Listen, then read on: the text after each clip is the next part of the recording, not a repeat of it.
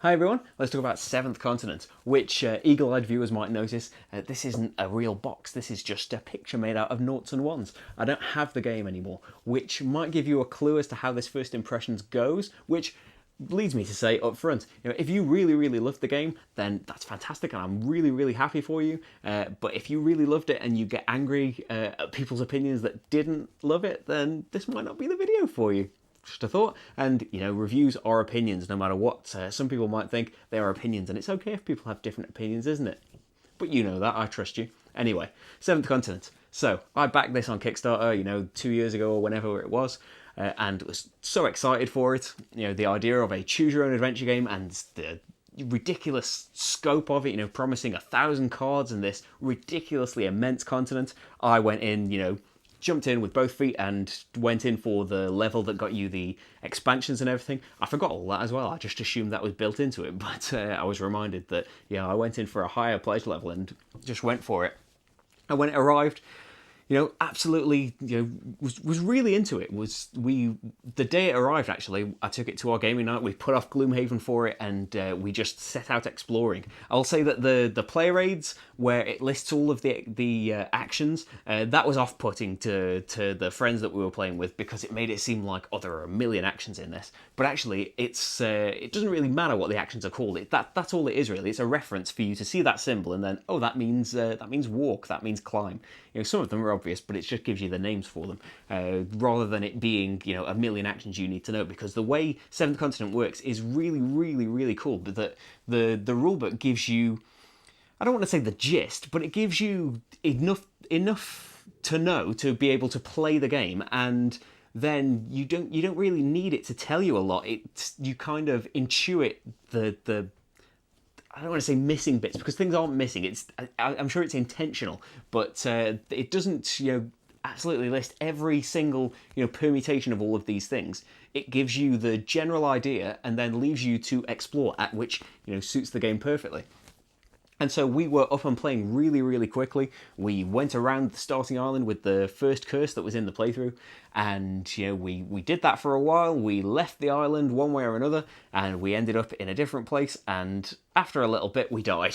I think we played for a little over 2 hours, maybe 3 hours, and we died because we didn't understand that hunting was an important thing, and trying to keep that deck, keep the draw deck replenished, really. We let it run out, and then we drew a curse card and we died. But then we played it 2 players for, I want to say, about 8 hours, 8 or 10 hours. I think we had 4 or 5 sessions of it, and they were all about 2 hours each, where we played through it. And the first, as in with that first session with friends, those first 3 sessions of it were, we were really into it. We were really into the exploring of it.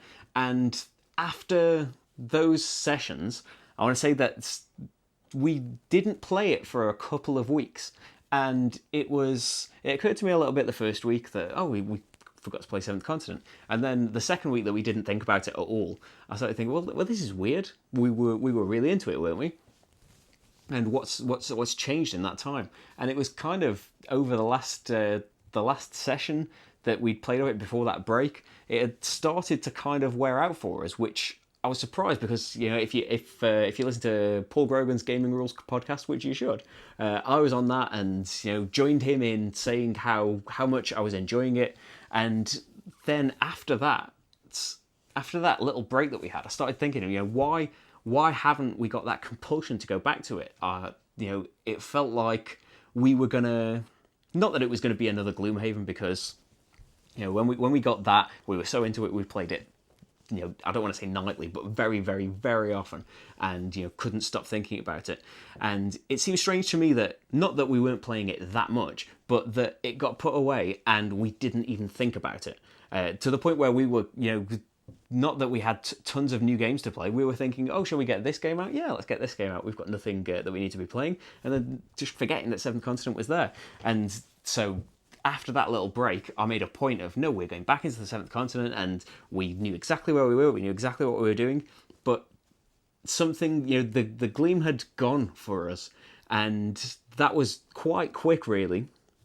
Although I suppose we had 6 to 8 hours of really really enjoying it. But I'll say before any of the things that we didn't like about it, the everything that I was excited for the game is still true. That scope, that ridiculous scope, the box is full without any of the expansions added to it. The box has got a ridiculous number of cards, a lot of variation. It's got lots of different curses and things. It's really nicely done. The art's nice. It's another one of those things that, again, mentioning Gloomhaven, not similar game-wise at all, but in the sense that it was a really, really successful Kickstarter doing something that probably could only be done on Kickstarter. This ambitious, weird project that, if anything, and it's true of Gloomhaven as well, if anything like that did get picked up by a company, they would perhaps reasonably say, well, yeah, we'll do this portion of the content and then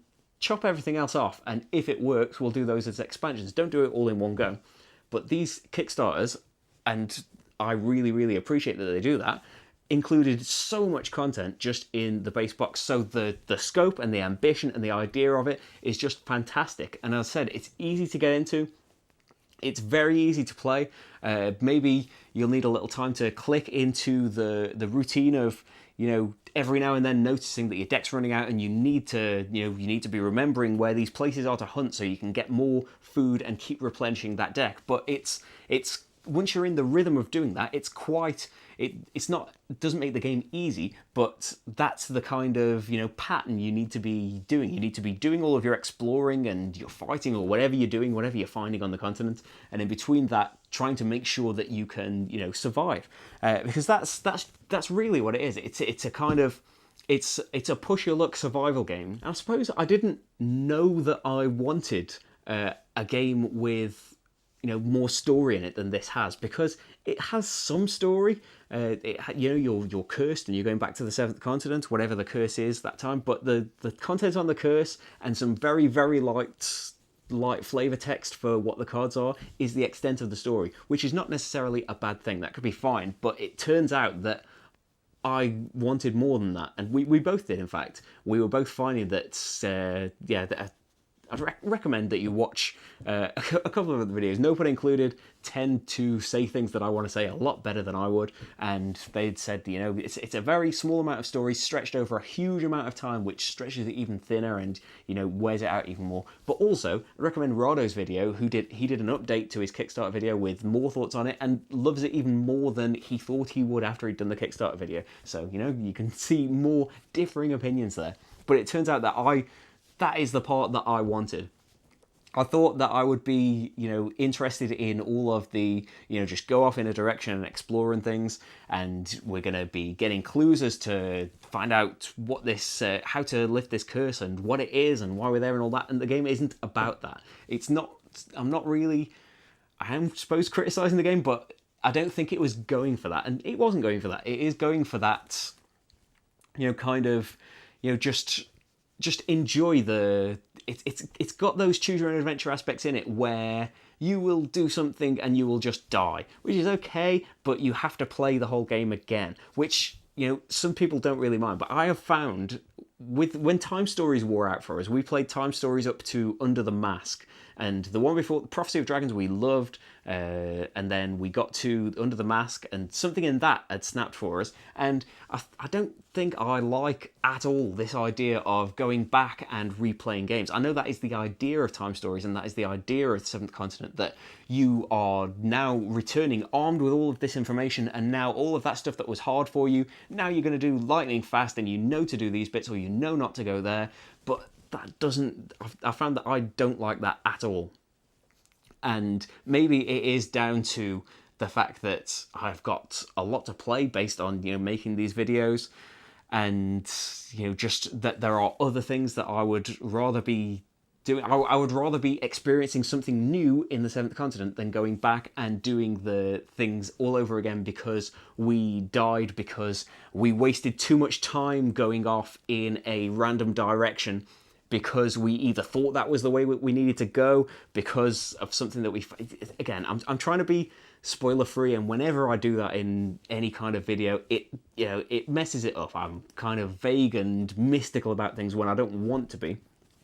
But I don't want to spoil anything that's in that content, because this game is all about, the discovery and, the excitement of that and the story that makes for you. Your personal discovery of what the continent is the game. And it just didn't, it did grab us at the start, but it let go very, very quickly in terms of the scope of the game. You might say, 8 hours or so is great to be engaged by it, but yeah, the first curse in the game I've heard goes from anything from about 15 to 30 hours, all sorts of differing opinions. And then the different curses that you can play all take place on that main continent, which can be a good thing because you're armed with some information now. If we can go over here and now this curse has got this kind of symbol. I think I remember seeing that somewhere, or maybe you wrote it down in your cartographer's notebook, and we can go and adventure there and try and solve that curse instead. But we did, after we'd kind of finished our first game and stuff, and we didn't really, we didn't officially finish it, but we did, look and see what we were missing and have a look at some of the other curses and things. And yeah, it's a strange feeling of, I don't think the game is bad at all. I think it's absolutely fantastic, and I'm so glad it got made, and it's a fantastic thing that, there's another Kickstarter now, and that's going to do amazingly well, I imagine, as well. But anyway, I've cut out some rambling there. Yeah, it did promise, a choose your own adventure style experience, and it definitely delivers on that, but it turns out that I didn't want it as much as I thought I did. The things that probably would be quite annoying in choose your own adventure games, like you turned a page and you died. That was a bad choice. You'll know next time. I would, to be completely honest, probably just have my finger in the page that I came from and be like, okay, well then we'll just assume that I did the game exactly as I did it before, and then I made a different choice. And yeah, without trying to get into any kind of specifics, there were a few times in our time with the game where it turns out that we'd either thought that, I can't really explain it. We had wasted a load of time for absolutely nothing. We'd either wasted a huge amount of cards for something that looked like we were doing the right thing, or we wasted a lot of our time as well, which, is even more annoying because, we could have seen what we thought was, more of the story, or progressed more in what we were actually doing, rather than seeing something that it turned out was completely irrelevant, or not even seeing anything, just kind of going around in a big circle, or having to come back on ourselves for ages and ages. There were some really frustrating parts in it, but the main thing for me is just that it just lost that spot. I'm suddenly dressed differently. This is me talking from the slightly more recent past, because I've read a few more things and seen a few more things about the Seventh Continent. And when I edited my first impressions video, I thought I was a bit annoyed that I'd missed a few things out. So the few things that I didn't mention the save system at all, and it's talked about quite a bit about the Seventh Continent. It's really nice. I unfortunately can't show it to you, but it's got a neat little way of very quickly packing everything away. You just pack away the tile that you're standing on and your equipment. It's got these nice ways of remembering how many uses of each item left you've got, and you put the draw deck and discard pile. It's all very, very quick. And then everything that's in the past, which is stuff that hasn't been banished from the game, it's just kind of nebulously out there until you need to reset something. All of that stays out there, and then when you come to play it again, you have to organise all of that stuff from the past, which, depending on how long you've been playing or how much stuff you've found in your playtime, can be an enormous amount of stuff, and you need to file all of that away again before you start playing. And I suppose you could say, if you don't want it to be at the front, you could just pack it all away when you're saving. But either way, it takes away the kind of selling point of it, of being this really, really fast save system. It ends up not being a fast save system in our experience, and it was really annoying, even for, I really like organising things, I really like boring things like that, but when it came to, we're in the mood to start exploring and carry on our adventure again, that was a really annoying roadblock in the way of getting to our adventure. Well, first we need to do these 10 minutes or whatever of sorting through all of these cards and getting them all sorted again. Now, this was reminded to me because Rado had actually been playing it wrong and hadn't been doing that at all. He had just been, when he ran out of a certain number, he would go into the past and grab that all the cards with that number again and put them back in, which is a rule in the game if you do end up running out mid-session. But he'd missed the part where when you reload your save, you file all of these things away. And so he has, there are a few tweaks to it now because there are some problems with certain cards need to be put back in to avoid you drawing gold cards and things. But you can check out on the forums for the Seventh Continent, he's posted his, initially a goof, he's now turned it into a variant with a few things. And I think if we had thought about it, because I tend to just play the rules as written and don't really think about altering it. But yeah, if we had kept the game, then we would play it like that. Absolutely, we would cut that part out, even if it did mean a few things weren't quite as right as they would be. Just cutting that part out of reloading the save would turn it into an instant thing, and not having that busy work would be a great thing, I think. The other thing I wanted to mention was about groups. I mentioned that we played it with 4 players to begin with, and it felt far better with fewer players, because with 4 players it was kind of the rule is just anyone can take an action whenever, just as long as everyone agrees. You can do whatever turn order you want. One person could just keep doing all of the actions if you really wanted to do it that way. But yeah, it kind of led to a lot of moments where it was like, rather than do the thing that we were kind of working towards, it's kind of like, oh, well, this person hasn't done an action in a while. So do you want to do an action? Okay, I'll do this thing. And it rather than being a kind of natural flow of the game or anything like that, it was a very forced thing where we had to kind of be like, oh, you should have a turn. And so I felt like it worked. It was a lot smoother and worked a lot better with fewer players, to the point where I didn't really play it properly solo. Like, it wasn't a burning desire to play it by myself, but I did much prefer it with 2 players than with 4.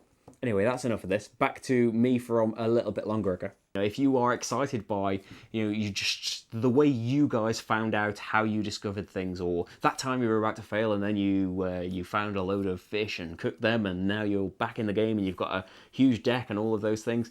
If that just didn't really excite us in the end. It was fine for the first few sessions, but the game faded really quickly for us, and we felt like we were just repeating ourselves and kind of just going through the motions to try and find a resolution to the story, which is just not what the game is about. Again, it's just not what we were looking for, as it turns out. I thought we were looking for it, but it turns out not. But anyway, you can see in the playthrough, or there are other playthroughs, as I said, no pun included, kind of felt a similar way, but articulated it a lot better. Rado absolutely loved it, and you can go see all of the reasons why you might love the Seventh Continent, but that's it from me, I think. It wasn't one for us, I'm afraid, and I'm quite sad about that. But anyway, I think that's enough. Seventh Continent. Thanks for watching, everyone. Bye.